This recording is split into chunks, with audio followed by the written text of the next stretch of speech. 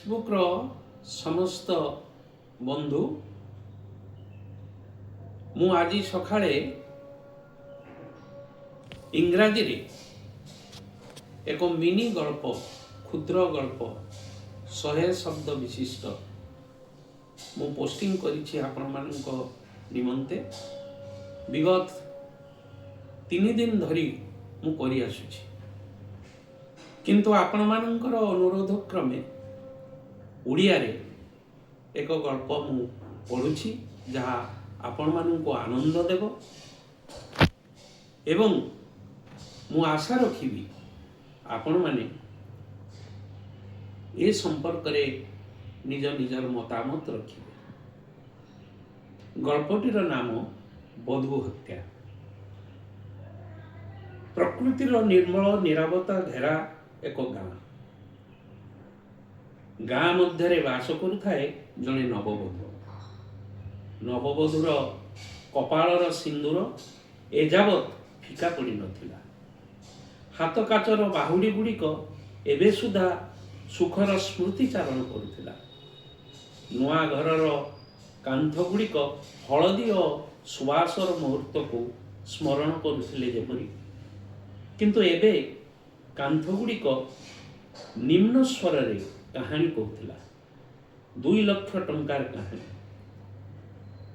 विवाहर क्रय मूल्यर कहानी,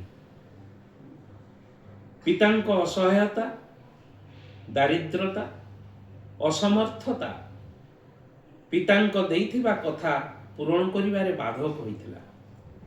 गोटे राति जेउठारे किछि दिन पूर्वरु साहानाई बाजुथिला सेही घरे हठात धुआं और अग्निर लेलिहान।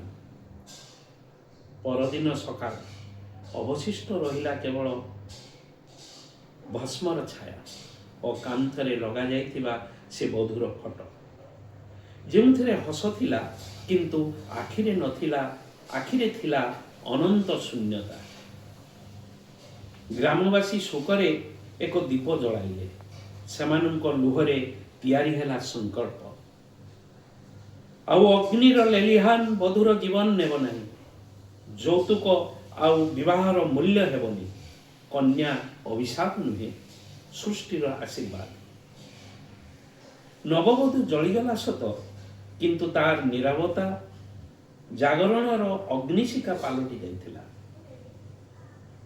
आबाल नारी मानकर स्वर अविनाशी आंदोलन साजिथिला। धन्यवाद समस्त को। मु आशा रखिबी आपण माने निज निजस्व मत देवे, कमेंट देवे एवं आगामी गल्प पढ़िबारे मते अनेक प्रेरणा देव। धन्यवाद समस्त।